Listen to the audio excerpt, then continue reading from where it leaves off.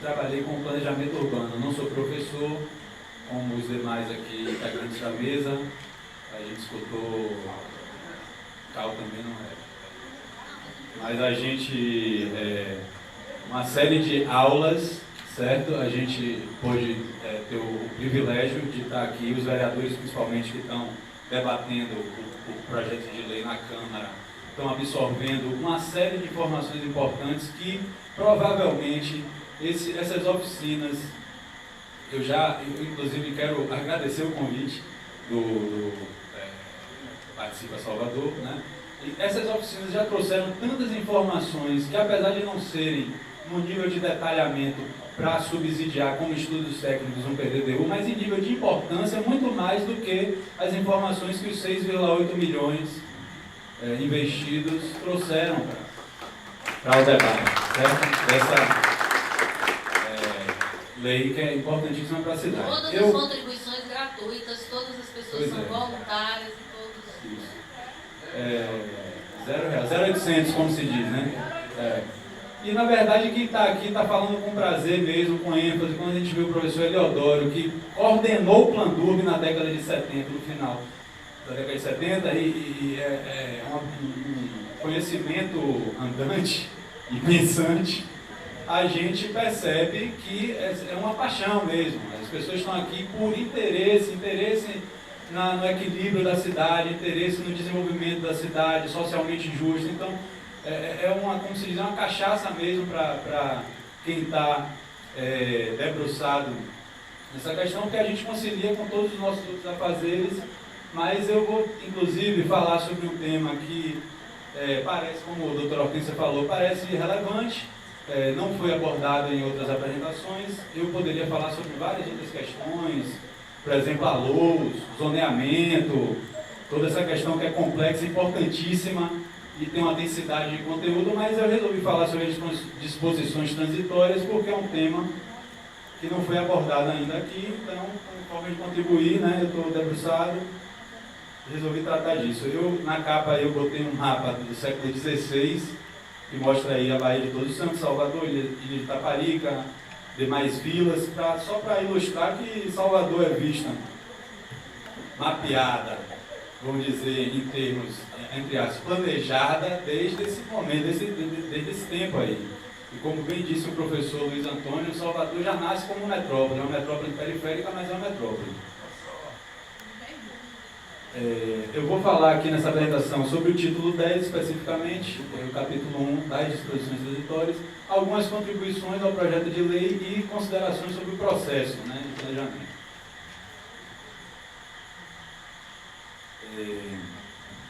Bom, a função das disposições transitórias é de tratar algumas circunstâncias que exijam uma disciplina especial em face do novo regime jurídico proposto, no caso, do projeto de lei de revisão do PDDU, visando garantir a segurança jurídica das relações, definindo o direito aplicável a certos casos e permitindo a adaptação das situações durante um período de transição, de um regime para o outro, de uma lei para outra.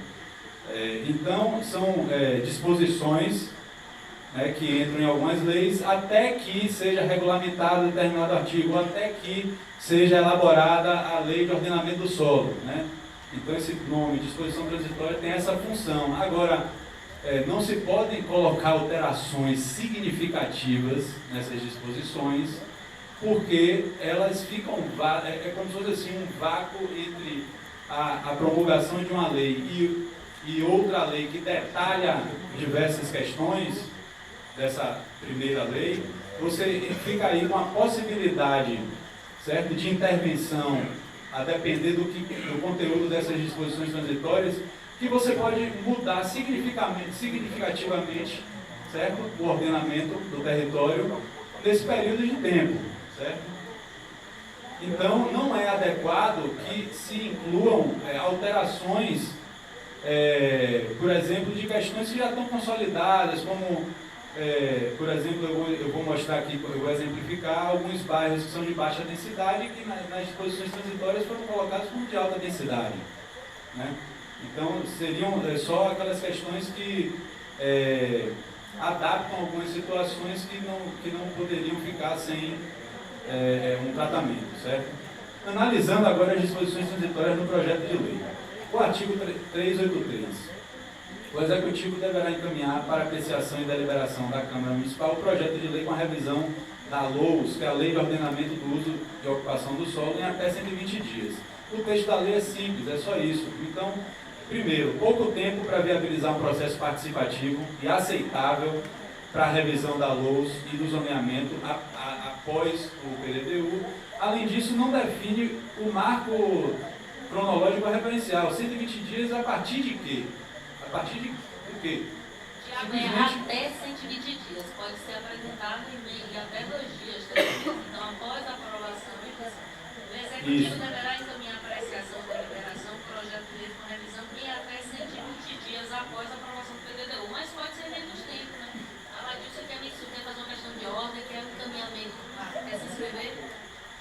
Então, pouco tempo para discutir a LOUS, que é uma lei importantíssima, porque eu já disse aqui em outras audiências, é a lei onde o cidadão se enxerga o seu bairro, é o zoneamento do bairro, são as intervenções, é a definição de intervenções em cada bairro. Então, é uma lei muito mais detalhada e muito mais interessante, onde realmente o cidadão se enxerga com mais facilidade, né? O artigo 385. Até a entrada em vigor da nova LOUS, permanecem os artigos da Lei número 8.167, de janeiro de 2012, bem como no que couber a Lei de 1984, 3377, e suas modificações posteriores combinados com as disposições constantes desta lei, que entram em vigor imediatamente. Parágrafo 1º. A subcategoria de uso residencial, R3, edifícios de apartamentos e grupos de edifícios de apartamentos, permanecem admitida em todas as zonas predominantemente residenciais, EPRs. Bom, no projeto de lei, no quadro 5 em anexo, só existem zonas predominantemente residenciais e não mais zonas exclusivamente residenciais, certo? Ou exclusivamente uniresidenciais. O que significa isso? Que está desestimulado completamente esse padrão de ocupação do tipo loteamento de casas. Porque não existe mais essa previsão de áreas exclusivamente para esse tipo de ocupação, que é um tipo de ocupação mais adequado para áreas de baixa densidade, certo? Então, isso não com certeza, uma parcela da sociedade gostaria de que esse padrão tivessem áreas na cidade com um padrão de baixa densidade, só que a partir dessa disposição transitória isso fica completamente desestimulado, né? Esse artigo deve ser aplicado apenas numa estratégia de adensamento, além do que não fica claro quais são as referências para a definição das áreas de baixa, média e alta densidade, considerando garantia de manutenção da ventilação natural, proteção da paisagem, adequação à infraestrutura existente ou proposta. O artigo 385 também, no parágrafo 2º, fala: os empreendimentos ou atividades que forem se implantar nas zonas instituídas por essa lei, além de observarem a correspondência a que se refere o artigo 403 desta lei, para efeito das disposições do caput deste artigo, deverão atender as seguintes disposições. Acontece que não existe o artigo 403, então é um erro grave de digitação da lei. O projeto de lei que tem um erro grave aí, certo?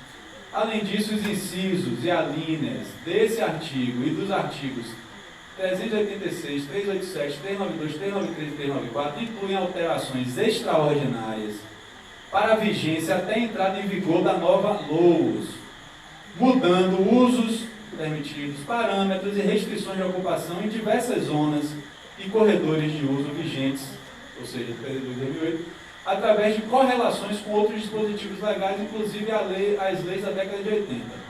Então, um alerta para a dificuldade de interpretação e a falta de clareza e transparência dos dispositivos desses artigos, limitando a compreensão da sua relação com os objetivos e diretrizes indicados no projeto de lei.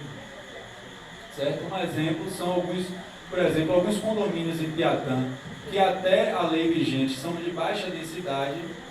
Nessa lei, a partir das disposições transitórias, isso já está ficando consolidado na LOUS, que já está sendo divulgado no portal lá do Plano Salvador 500, já tem um mapa de zoneamento da LOAS, e isso está consolidado de que esses condomínios de casas estão inseridos numa zona residencial de alta densidade com coeficiente de aproveitamento de 3. Isso sequer foi discutido com os moradores, que não opinaram sobre se eles acham adequado ou não esse tipo de alteração significativa, né? Bom. Artigo 388. Até a entrada em vigor da nova LOAS, as solicitações de alvarás de construção para empreendimentos e licenciamento de atividades nas zonas de proteção ambiental, né, em áreas de proteção de recursos naturais, APRN, e áreas de proteção cultural e paisagística, as APCPs, até a regulamentação específica de cada área dessas, que essas áreas estão indicadas no projeto de lei. Mas até que essas áreas tenham regulamentação específica, os parâmetros de ocupação deverão ser definidos pelo órgão de planejamento, ouvido apenas o órgão ambiental do município, que deliberarão à luz das diretrizes desta lei e das normas pertinentes à legislação ambiental. Esse artigo dá poderes ao órgão de planejamento, certo? Mas qual é mesmo o órgão de planejamento? Atualmente foi reduzido a uma diretoria dentro da SUCOM, uma subcoordenadoria, que ela está me falando aqui, né? Essa subcoordenadoria vai ter, digamos, esse poder aí que está nessa disposição transitória, né? Para definir parâmetros urbanísticos específicos a empreendimentos que solicitarem alvará para sua implantação em áreas de proteção, ZEPAM, APCP, APRN. Pra vocês terem uma ideia, os terreiros de candomblé que são tombados são APCPs. Né? As APRN são várias áreas ainda com remanescentes de Mata Atlântica ao longo da paralela, na orla do subúrbio, na orla atlântica, enfim. Isso sempre, não, tudo para parque não. Tem uma grande extensão de APRNs ainda, assim, muita APRN que vai estar submetida a esse dispositivo. Né? Isso sem prever qualquer participação da sociedade local na decisão do que se deseja para a área, com vistas a subsidiar a definição desses parâmetros de uso. Certo? Então, um alerta para a discricionariedade desse dispositivo, pois não permite ao cidadão o conhecimento dos requisitos nem a possibilidade de opinar. Artigo 390. Nas áreas de borda marítima estabelecidas pelo SAVAM, que é o Sistema de Áreas de Valor Ambiental, a altura das edificações para efeito do controle de gabarito corresponderá à distância vertical medida entre a cota de implantação do pavimento térreo e a cota superior da laje de cobertura do último pavimento. Certo? Então define que todos os pavimentos serão considerados para cálculo da altura das edificações nas áreas de borda marítima, o que deveria ser exigido também em qualquer zona, porque se o pavimento for de garagem, isso não é contabilizado fora da área de borda marítima. Né? Os pavimentos que são usados, por exemplo, com garagem, não são contabilizados para efeito do limite de gabarito, mas na área de borda marítima isso é usado, certo? Alerta para a redução significativa da área de borda marítima entre o PDDU vigente de 2008 e esse PL. Eu vou mostrar aqui um mapa mostrando a redução dessa área. Perdendo, inclusive, o seu conceito original de se estender essa área de borda marítima até a primeira linha de cumeadas do relevo, de acordo com a paisagem vista a partir da orla em direção ao interior, certo? Que é a questão da silhueta da cidade, que é um ativo, isso compõe a identidade de Salvador, então um valor para os moradores, para os visitantes, a questão da silhueta da cidade, certo? Isso se perde esse conceito ao reduzir a área de borda marítima para a segunda ou terceira quadra, a partir da praia. Isso está onde, Tiago? Eu vou mostrar. Mesmo com essa redução, o texto sobre o conceito original da área de borda marítima é o mesmo. Certo? Então, pasmem, a área de borda marítima foi reduzida. A área de borda marítima tem um conceito, o professor Eliodoro mostrou qual é o conceito aqui, mostrou o mapa de onde essa área ia até antes do PDDU vigente, certo? Ela tem um conceito físico para definir. Ela foi reduzida significativamente nesse PL e o texto do conceito é o mesmo. Então essa situação ilustra, assim, claramente o esvaziamento do conteúdo do plano diretor, do projeto de lei. Porque traz conceitos que no texto eles são ok, são coerentes, mas você no mapa você compara com o texto e você não permite que você faça essa relação do conceito com o que está realmente configurado. Eu vou mostrar aqui para vocês. Ali, ó. O mapa de cima é o PDDU vigente de 2008. Aquela linhazinha azul é a área de borda marítima, considerando a linha de cumeada, certo? Que é o que marca a borda marítima. Apesar do texto estar idêntico, o PL atual reduz para essa linhazinha azul, certo? Então isso é mesmo. Isso é vergonhoso, minha gente. É uma vergonha isso. É um absurdo. E o texto é idêntico, doutor Ortiz. Aumenta a possibilidade de verticalizar na borda marítima. Todo o regime jurídico da nossa. Primeiro que essa silhueta vai para as cucuias. Esse valor paisagístico já era, apesar do texto do conceito original ser o mesmo, de fato já era, né? Uma série de resultantes, né? Vamos para frente. Vamos para frente. Estudo técnico, sem nenhum estudo, reduziu, quero saber quem é o responsável pela redução, por que reduziu, qual é o justificativo, não está em nenhum estudo da FIB. Todos nós queremos saber. Todos nós queremos saber. Inclusive, o IFAM tem um tombamento que é da antiga praia, que se chamava Praia do Cheganego, até a Praia de Piatã. O secretário Silvio Pinheiro sempre se coloca dizendo que o entendimento dele é que a proteção era na Praia do Cheganego e na Praia de Piatã, e não de uma até a outra. Mas que silhueta que se protege só na praia? Do IFAM, a interpretação do IFAM é diferente. A interpretação do IFAM é diferente. Está no site, pelo menos está no site. Olhei essa semana. 500 metros. Eu olhei no site. Vamos lá. 8. Negócio de borda, isso eu já tinha percebido, Já não tinha. Além porque disso, o mapa saiu agora. Esse mapa está foi dos novos, né? No anterior, além disso, não há de... certo. Em novembro, no dia 26 de novembro foi publicado, eu tenho no dia 26. Foi trocado em dezembro ou em janeiro uma reedição que inclusive não faz parte do projeto de lei. Ele só remete à biblioteca. Tem que ser remetido pelo chefe do executivo, senão não tem para ser apreciado. Só o chefe do executivo tem iniciativa, vai ter que ele próprio. Bom, além disso, o PDDU vigente, ele definia alguns trechos da orla, porque cada trecho tem suas singularidades, tem uma paisagem diferente. E antes estavam definidos trechos da orla, e isso, assim, bem ou mal, estava considerado. Nesse PL nem tem mais setores da orla. Tiago, eu estou esclarecida. Nessa área de borda ainda tem aquela questão que eu falei, que vai ser analisado empreendimento por empreendimento. Além de reduzir assustadoramente a área de borda, ainda cada empreendimento vai ser licenciado individualmente. A redução é de aproximadamente 75% da área de borda marítima. E só visualmente, eu estou assim, no olhômetro, eu digo aproximadamente isso. Artigo 391. Os recursos frontal, laterais e de fundo das edificações localizadas nos trechos da área de borda marítima, conforme o mapa 8 do anexo 3 da lei, deverão atender os seguintes critérios.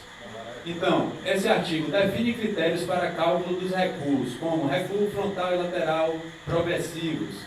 Mas como aplicar essas regras se o projeto de lei define áreas de borda marítimas diferentes das do PDDU de 2008, de acordo com o mapa anterior? Então, são essas confusões que as disposições transitórias trazem e não são adequadas. deveriam ser retiradas do projeto de lei. O recuo, o RLP, recuo lateral progressivo, é um dos principais instrumentos, minha gente, para a manutenção da ventilação natural e prevenção à formação, por exemplo, de ilhas de calor na cidade, especialmente na borda marítima, atlântica, na borda atlântica, porque a ventilação em Salvador entra predominantemente pela borda atlântica. A ventilação tem a direção leste e sudeste, então ela entra muito pela borda atlântica. Então é fundamental que na borda atlântica a verticalização seja muito cuidadosa para que não se gere um agravamento do clima na cidade inteira, porque essa ventilação entra pela borda atlântica e vai, vamos dizer assim, trazendo uma dinâmica natural, um equalizador natural do clima para toda a cidade. Então, a verticalização da borda atlântica ela é crucial que seja feita de uma forma muito cuidadosa, com muito embasamento técnico, certo? E, enfim, para que não gere esse tipo de resultado. Então, eu falei ali das ilhas de calor, especialmente na borda marítima, mas esses recuos que definem a distância entre um edifício e outro ficou muito subdimensionado no projeto de lei. Só para vocês terem uma ideia, um edifício de 60 metros de altura, por exemplo, na orla de Jaguaribe, pode ter um recuo lateral de apenas 7 metros. Isso é insuficiente, certo? Para evitar o barramento da ventilação natural e o efeito de emparedamento da paisagem. Vocês vão ver. Não, tem recuo progressivo, mas o máximo seria até, só para dar uma ideia, um edifício de 60 metros teria um recuo de 7 metros. Um exercício rápido, certo?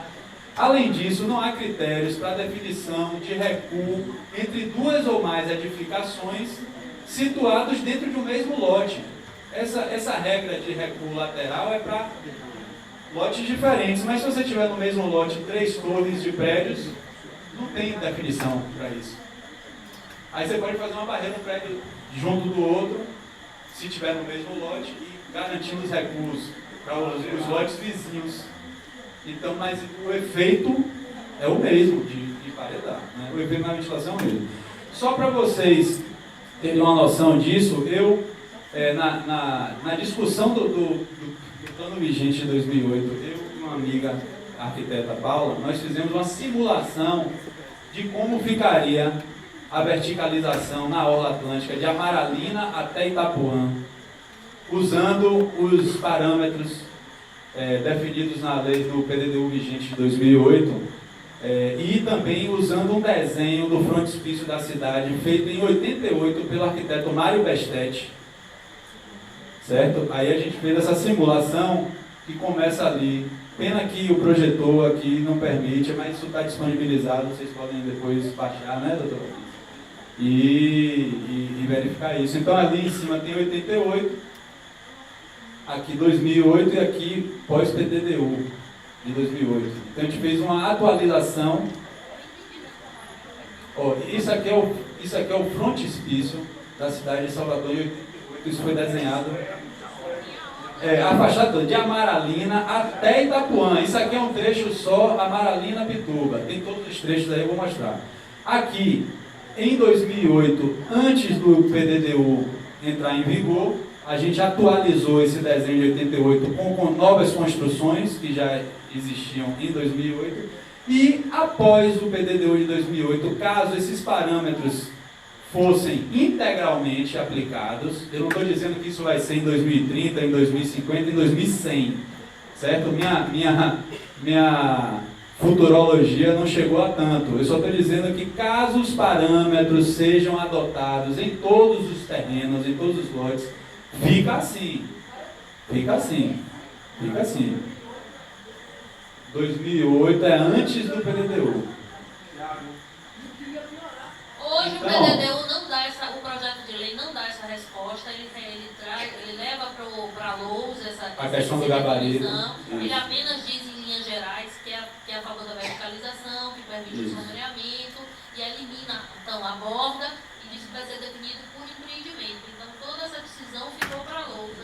A gente não sabe nada. Mas pelos coeficientes de aproveitamento é possível inferir o nível de verticalização que vai ter. Então isso aqui é uma simulação, gente. Amaralina, certo? Aqui é o Largo das Baianas aqui, ó, certo? Aí vem Parque Nossa Senhora da Luz, estava aqui assim. Isso é como está mais ou menos hoje, já deve ter mais prédios, óbvio, porque já tem 8 anos, né? De 2008 para cá, 8 anos. Mas como ficaria aqui a área de Jardim dos Namorados, Parque Costa Azul, aqui Costa Azul, Jardim de Alá. Olha o Jardim de Alá, minha gente, atrás do Jardim de Alá, como é que está permitido né, pelo gabarito vigente. E como deve ser, se não piorar, enfim, eu não sei se a gente... Está descrito nos artigos 23 em diante, do conforto ambiental, eles falam sobre juntar prédios para fazer o som. Sim, pois é. Aqui é armação, centro de convenções, que aqui era todo visto, aqui já começa a ser tampado, e aqui, né, enfim. Aqui é o Parque dos Ventos, né, hoje, chamado. O Aeroclube aqui, ó, essa área já estava construída, hoje está demolido, então tem até um erro nesse desenho, mas enfim. E o vento levou. Aqui, ó, a silhueta, certo? Essa silhueta, para vocês identificarem melhor, ali na boca do rio, está extrapolada em termos de altura, só para ver ela, como é que ela é, mas mesmo assim o efeito de emparedamento vai cobrir completamente a silhueta, a gente perde essa paisagem que é a identidade da cidade, né? Continuando aqui para Patamares, as colinas de Patamares, como já estavam ficando ali, começaram a construir os prédios em Patamares aqui, em 2008 mais ou menos, e como vai poder ficar. Ó. Jaguaribe, 60 metros de altura, certo?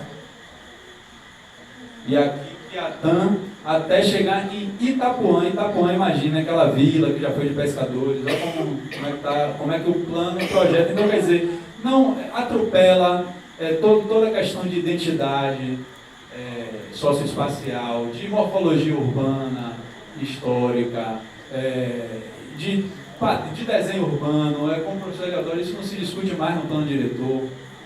Isso é uma outra vergonha, são questões fundamentais, são conceitos consolidados, certo, mundo afora, que são subsídios prioritários para a definição do planejamento urbano. E isso está sendo completamente desprezado porque a gente... E que eram capítulos da lei. A partir de 2004, esses capítulos de desenho urbano, de morfologia urbana, que é justamente o resultado que esses parâmetros geram. Certo? O parâmetro não gera só não gera só especulação imobiliária, não gera só oportunidades de mercado. Esses parâmetros geram uma forma real, final. Resultado, uma série de alterações climáticas que são consequentes desse... Vai concluir. Vou concluindo, certo. Aqui, ó. 395. Até a entrada em vigor da LOAS ficam mantidas as zonas 2000. Afirma que as zonas de 2008 ficam mantidas até a nova LOAS e que os coeficientes de aproveitamento que são alterados neste projeto de lei. Alerta para a ausência de clareza sobre quais são as diretrizes de referência para a revisão destes limites de zonas e seus demais parâmetros no momento de revisão da LOAS. Não coloca nenhum critério para definir essas zonas na LOAS. Além disso, no caso de mudança dos limites de zona e da impossibilidade de alteração dos coeficientes de aproveitamento já fixados nesse PL, porque se esse PL se tornar lei, os coeficientes de aproveitamento não podem ser alterados pela LOAS. Né? Então, nesse caso, novas áreas que sejam incorporadas a uma zona podem sofrer da descaracterização completa. Mesmo exemplo dos condomínios. Então, por exemplo, o projeto de lei do plano diretor está dizendo que alguns condomínios de casas de Piatã, que são de baixa densidade, ou agora vão ter CAB 1,5 e CAN 3 nesse projeto de lei, sendo que os vigentes atualmente são de 1 e 2.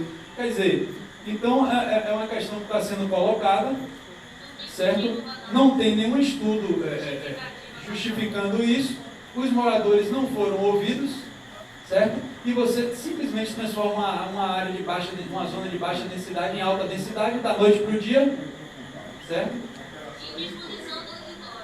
Nas disposições transitórias. Então, 396, até a regulamentação da lei número 8915 de 2015 estão sujeitos ao licenciamento ambiental e à exigência de EIA-RIMA os seguintes empreendimentos e ou atividades. Aí tem lá o inciso 15, projetos urbanísticos acima de 60 hectares ou em áreas consideradas de relevante interesse ambiental. A área de projeto urbanístico para a exigibilidade de EIA-RIMA pelo município é muito grande, 60 hectares é mais ou menos o tamanho de todo Alphaville, ou seja, só empreendimentos a partir desse porte é que o município vai exigir estudo de impacto ambiental. Eu acho que nem tem mais uma área dessa, então significa então, Renato, que nenhum empreendimento urbanístico a partir de hoje vai precisar de EIA-RIMA pelo município. A não ser que o Estado peça. Não, o artigo fala em licença ambiental também, não é só EIA-RIMA não. Licença e a exigência. Tem o IA. Sim. Licença e não precisa ter licença também não. Então, eu sugiro que fosse 10 hectares, certo? No máximo 10 hectares, e é necessário ver a lei estadual, certo? A lei estadual de meio ambiente e talvez a lei da Mata Atlântica, para saber se o município não está sendo mais permissivo nesse sentido de não exigir EIA-RIMA, porque se for mais restrito na lei estadual, o município não pode ser mais permissivo. Se a lei estadual exigir que seja a partir de 20 hectares, o município não pode simplesmente exigir que seja só a partir de 60 hectares. Né? Isso é básico, né? Básico. Além disso, a definição de área com relevante interesse ambiental fica a critério do órgão ambiental, mas deveriam ser definidas logo, no SAVAM, a exemplo das antigas áreas verdes, que até 2004 eram áreas não edificantes, depois se tornaram áreas arborizadas com algumas possibilidades de edificação, e agora nesse PL não tem mais nenhuma proteção extra dessas áreas, simplesmente o município lava as mãos e diz que o que vale é a lei da Mata Atlântica e promulga um mapa dos remanescentes de Mata Atlântica, é o que o município está se limitando a proteger. Não entendi não, Thiago. Olha, antigamente, as áreas de encosta, as áreas remanescentes que são arborizadas, tinha uma figura institucional chamada área verde, que era a área não edificante, não se podia fazer nada. O plano vigente trata como áreas arborizadas, onde se pode intervir em determinadas situações. E agora no PL, nem mais isso tem, se limita à lei da Mata Atlântica, eu não quero saber se aplica a lei da Mata Atlântica. Então não tem mais nenhuma proteção extra. Proteção para árvores exóticas, porque proteção para a lei da Mata Atlântica, como ele incorporou o projeto do Ministério Público, acho que a Mata Atlântica tem lei específica. Agora, se for uma vegetação exótica, uma árvore e tal, já não tem proteção nenhuma na legislação vigente, que era protegida com a agora a vegetação exótica está sem proteção. Pois é, então aí você vai vendo que a proteção ao meio ambiente vai se perdendo, e são questões que muita gente nem enxerga isso aí.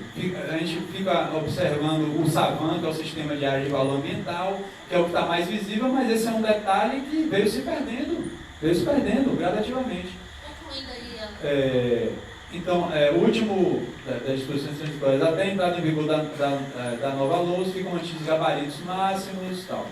Então, confirma a redução significativa da área de borda marítima e alerta para a frequente ausência de diretrizes voltadas à revisão de dispositivos fundamentais à qualidade urbana e ambiental. Algumas contribuições só ao projeto de lei. Retirar todos os artigos que dificultam o entendimento dos dispositivos que alteram zonas e parâmetros de uso, tanto nos capítulos referentes ao ordenamento territorial como nas disposições transitórias. Submeter a LOS... Desculpa.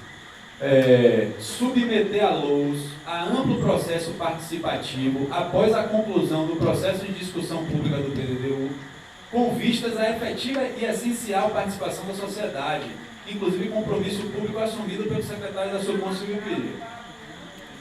Mas está embolando com a discussão do PDDU. Está embolando. E aí o processo tem que ser qualificado. Então, mais uma vez, a Prefeitura não está querendo que tenha um processo participativo qualificado. É um processo pro forma. Certo? É uma formalidade apenas discutir a LOUS. A Prefeitura diz claramente, o recado da Prefeitura é esse, para a gente é só uma mera formalidade.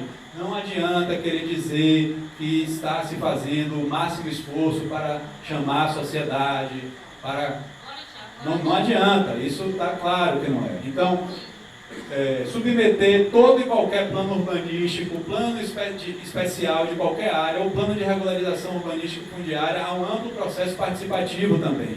Manutenção de princípios consolidados, como, por exemplo, desenho urbano, morfologia urbana, proteção ambiental e da paisagem, área de borda marítima, áreas verdes, retomar esses conceitos que já estavam consolidados.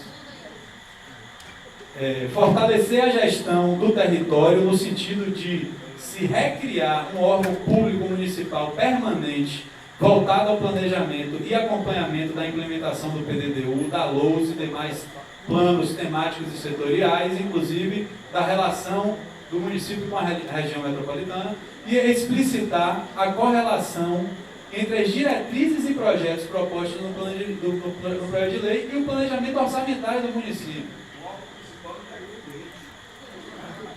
Considerações sobre o processo de planejamento. Bom, eu vou até pular isso aqui. Você vai pular porque peço desculpas, por interromper, mas quero passar de logo a palavra para a Cal, para que a gente tenha sequência essa mesa e conclusão.